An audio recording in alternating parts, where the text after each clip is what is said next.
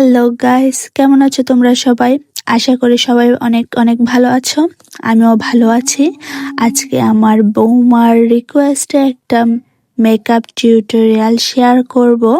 আজকে কিন্তু মেকআপের সাথে সাথে তোমাদের একটা গল্প শোনাবো। মাঝে মধ্যে কিছু বাংলা ভাষা বলবো, সো ডোন্ট মাইন্ড। আশা করি সবাই আমার ভিডিওটা সম্পূর্ণ দেখবে। তো শুরু করা যাক আমার গল্পটা। একদিন এক লোক ভালো দেখে একটা লেবু কিনে নিয়ে গেল বাড়িতে।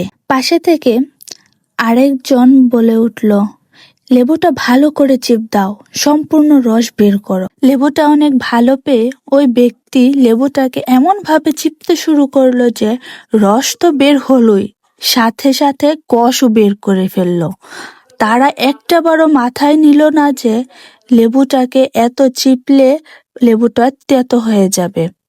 যখন রসটুকু খাবে তখন দেখতে পেল রসটা কেমন তিতা তিতা লাগছে।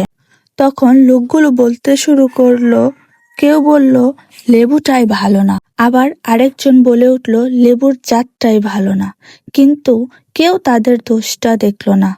তারা ভালো লেবু পেয়ে কিভাবে, বাংলা ভাষায় বলতে গেলে কসলায়া কসলায়া লেবুটারে যে তিতা করছে, ওই ডাহারা সয়ে দেখছে না, বুঝছেন? তারপরে লেবু যেই সিফা খাইয়া তিতা হইয়া গেছে গা, তখন হেরার চক্ষু পড়ছে যে লেবুটা তিতা হইয়া গেছে গা, মানে এটা বালা না।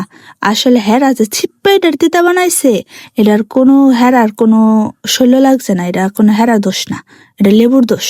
বুঝছেন?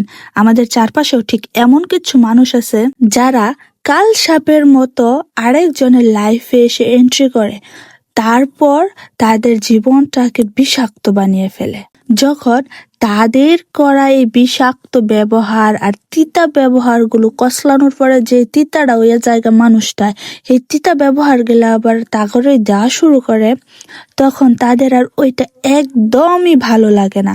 তখন মানুষটা খারাপ, এই ভালো না, ওই যে বলছিলাম না জাত ভালো না, তখন জাত সহ উঠে আসে যে ওই এই জাতটা ভালো না।